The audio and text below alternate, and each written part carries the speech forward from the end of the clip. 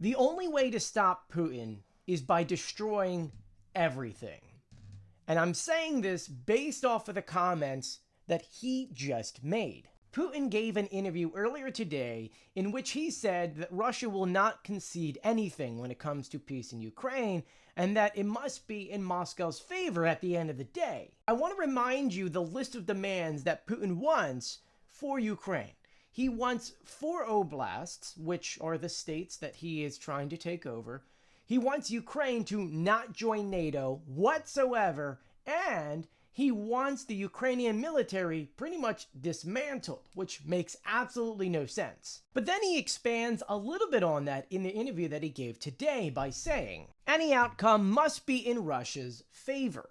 I say directly, without any embarrassment, it must be based on the realities on the battlefield. And without any doubt, we are not going to make any concessions here. There will be no swaps. Essentially saying that we're not going to stop until we get exactly everything we want. That is, those 4 states, Ukraine not joining NATO, and, of course, the removal of most Ukrainian military, which are things that any country, it doesn't make any sense. It doesn't make any sense. And if he refuses to budge on any of these, you have to make Putin budge. And the only way to get him to do that is by destroying everything in Ukraine that means stuff to him. Oil depots, oil facilities, refineries, going after factories, going after airfields and aircraft. You have to cause his world to completely crack and crumble to the ground before he changes his mind. Because in today's world, he feels like he can get away with everything. And unfortunately, because there's not enough pressure on him, he can. So we have to put pressure on him. Oligarchs like money. If we destroy things that make money, and they won't make money, it'll put pressure on him. Aircraft. Russia needs aircraft in order to hit targets in Ukraine. If Ukraine destroys all said aircraft, he won't have that, which means he won't be able to do what he wants to do. It's pressure. He'll fall. There has to be something the world can all come together on and say, let's do X, Y, and Z to stop this madman. And right now, we're just not seeing that. And yes, a lot of it depends on the United States. And because Biden has been kind of just waiting in the sidelines for this election to be over, we haven't seen anything. Though many people are saying that more than likely, right after this election has been decided, things will potentially happen.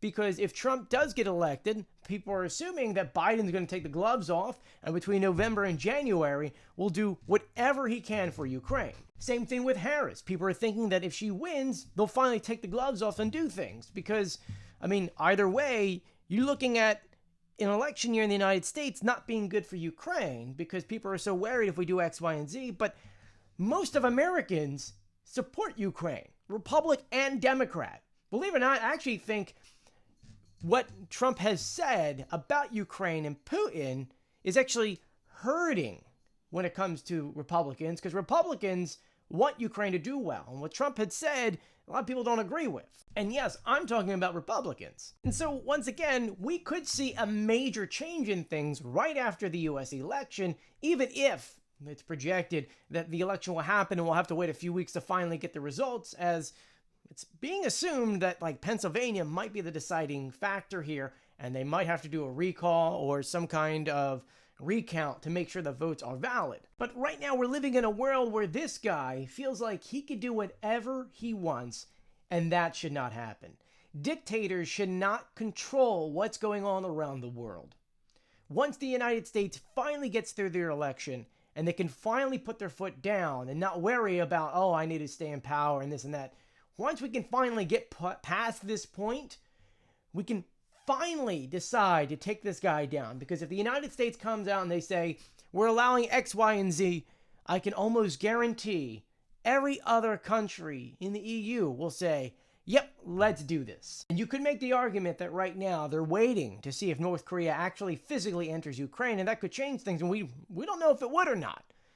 But we are now at a point to where if countries are teaming up together to take down Ukraine, in which countries like Poland are worried that they need to keep their weapons because they're scared Ukraine would fall because they're not getting as much support from the United States, and because Putin is teaming up with the bad guys. We're at a point now to where countries are now looking at, what do we do?